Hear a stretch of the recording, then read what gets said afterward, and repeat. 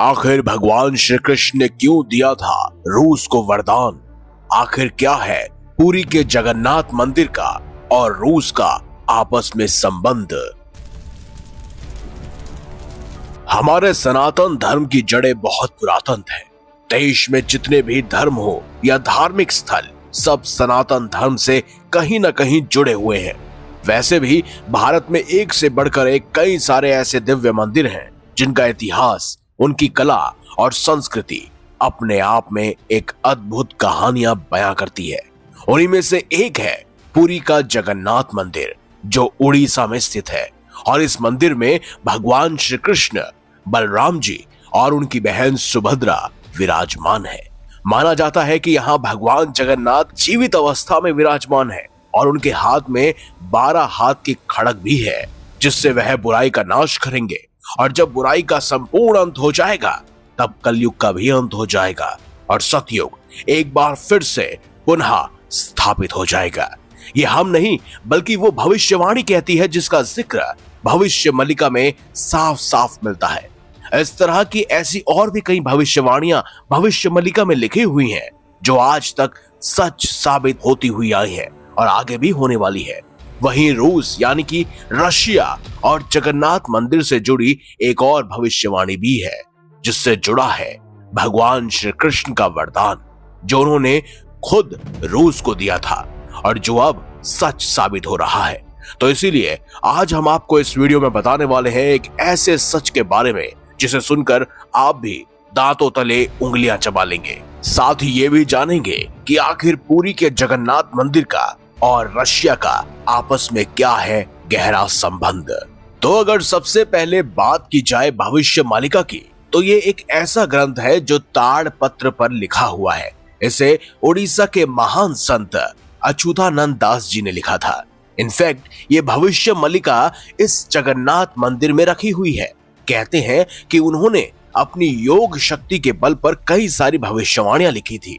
वैसे भविष्य मालिका की चर्चा पिछले कई सालों से सभी जगह हो रही है, क्योंकि पिछले 3 से 4 सालों के अंदर इसमें लिखी हुई तमाम भविष्यवाणियां सच साबित हुई है। और अब इसी सिलसिले में एक ऐसी भविष्यवाणी भी सच साबित होती दिख रही है, जिसमें उन्होंने जिक्र किया है रूस के बारे में। जी हाँ, रूस पर उनकी एक भविष्यवाणी है। अगर बात की जाए रूस की, तो भविष्य मालिका के अनुसार और कई इतिहासकारों के अनुसार द्वापर युग में रूस का एक राजा था, जो भगवान श्री कृष्ण के पास आया था। यहाँ आकर उसने भगवान श्री कृष्ण से कहा था कि हे भगवान, मुझे कोई सेवा करने का मौका दीजिए, मैं कुछ करना चाहता हूँ। तब भगवान श्री कृष्ण ने कहा था कि अभी तुम्हें कुछ करने की जरूरत नहीं है, द्वापर युग में तुम्हारी कोई आवश्यकता नहीं है, लेकिन हाँ, कलयुग में तुम्हें एक कार्य अवश्य करना पड़ेगा। जब भीषण कलयुग में जगन्नाथ मंदिर तहस नहस हो जाएगा और समुद्र में डूब जाएगा, तब तुम्हें जगन्नाथ मंदिर के ऊपर रखे सबसे ऊपरी कलश को छठिया बाटा धाम में स्थापित करना होगा। यहाँ जिस कलश की बात हो रही है दोस्तों, असल में उसी कलश को भविष्य मालिका में चुंबक कहा गया है। हमारे भारतवर्ष में जितने भी प्राचीन मंदिर बनाए गए हैं, उन सब में मंदिर के शिखर पर चुंबक लगाए जाते थे, जिसके पीछे भी कई सारे साइंटिफिक रीजंस बताए जाते हैं। कोणार्क का सूर्य मंदिर हो या गुजरात का स्वर्ण मंदिर या फिर खजुराहो के ऐतिहासिक मंदिर, ये सभी उनके जीवित उदाहरण हैं।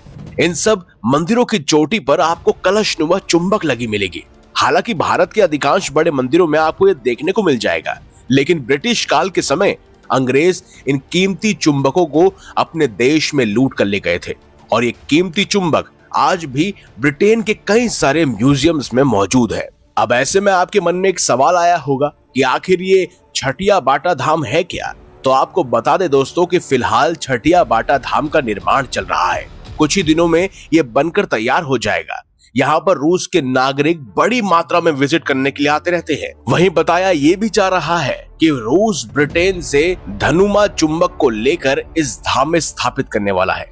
हालांकि इसकी श्योरिटी तो नहीं है, लेकिन सूत्रों के मुताबिक ये भविष्यवाणी पूरी हो सकती है। दरअसल छठिया बाटा धाम के बारे में पहले से ही कल्कि पुराण और साथ ही भविष्य मल्लिका में बहुत सारी भविष्यवाणियां और उनका वर्णन किया गया है। जैसे कि मैंने आपको पिछली कई वीडियोस में बताया है कि जब बद्रीनाथ मंदिर विलुप्त हो जाएगा तो उनके स्थान पर नरसिंह देवता का मंदिर उत्पन्न हो जाएगा। ठीक वैसे ही जब जगन्नाथ मंदिर पूरी तरह से ध्वस्त या फिर समुद्र में विलीन हो जाएगा, तब छठिया बाटा धाम को ही अगला जगन्नाथ मंदिर कहा जाएगा। इसमें यह भी वर्णन किया गया है कि जब कलयुग का अंत हो जाएगा और जगन्नाथ मंदिर समुद्र में समा जाएगा तो भगवान जगन्नाथ अपने खड़ग से बुराई का नाश करेंगे और उसके बाद सभी मजहब और पंथ मिट जाएंगे और सिर्फ बचेगा सत्य सनातन, जिसका ना तो कोई आदि है और ना ही कोई अंत, क्योंकि सनातन अमर है, सनातन शाश्वत है और सनातन ही सत्य है। इसे लेकर एक और मान्यता है कि भगवान जगन्नाथ ही कल्कि अवतार लेंगे, जिसमें वह 12 हाथ की खड़ग से धरती के सारे निशाचरों को नष्ट कर देंगे और कली पुरुष का भी अंत वही करेंगे। इसके अलावा भविष्य मल्लिका में यह भी लिखा गया है कि रूस अकेले ही पूरी दुनिया की सेना पर भारी पड़ेगा, यहाँ तक कि रूस एक ना एक दिन हिंदू राष्ट्र भी बन जाएगा। सनातन धर्म के प्रति बढ़ती रूस में लोकप्रियता इस भविष्यवाणी को सच साबित कर रही है। बहुत सी रशियन महिलाएं और पुरुष भगवान श्री कृष्ण के प्रति श्रद्धा भाव रख रहे हैं। आपने भी अक्सर वृंदावन में बहुत सारे रूस के नागरिकों को देखा होगा जिन्होंने सनातन धर्म को अपना लिया है। दोस्तों, ये तो थी आस्था की बात, लेकिन वहीं कुछ ऐसे भी लोग हैं जिनका मानना है कि आजकल सबने धर्म को धंधा बना लिया है और भविष्य मालिका को लोग उसी में से एक मानते हैं। लोग ये भी मानते हैं कि ये एक नकली किताब है और संत अच्युतानंद दास जी ने इस नाम से कोई ग्रंथ लिखा ही नहीं है। लेकिन आपको बता दें कि भविष्य मल्लिका संत अच्युतानंद दास द्वारा ही लिखी गई किताब है, लेकिन इसे आज कई लोगों द्वारा अपने मुताबिक भी लिखा जा रहा है। आज इसकी 21 लाख से ज्यादा फर्जी कॉपियां लिखी जा चुकी हैं, जिसमें अधिकांश भविष्यवाणियां गलत ही हैं। हालांकि संत अच्युतानंद दास जी द्वारा लिखी गई असली भविष्य मल्लिका भी लगभग सभी भविष्यवाणियों को सच साबित कर रही है और आगे भी सच साबित करती रहेगी।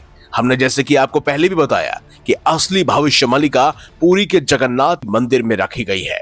भविष्य मल्लिका को ध्यान से पढ़े तो इसके अनुसार धरती 3 चरणों से गुजर रही है। पहला कलयुग का अंत होगा, दूसरा महाविनाश और तीसरा आएगा एक नया युग जिसमें सिर्फ सत्य शाश्वत सनातन ही होगा। इसके अनुसार कलयुग के अंत के बाद दुनिया खत्म नहीं होगी, बल्कि महाविनाश का आरंभ हो जाएगा। महाविनाश के क्रम में धरती पर कई भयानक घटनाएं घटित होंगी, जैसे कि युद्ध और प्राकृतिक आपदाओं का दौर शुरू हो जाएगा।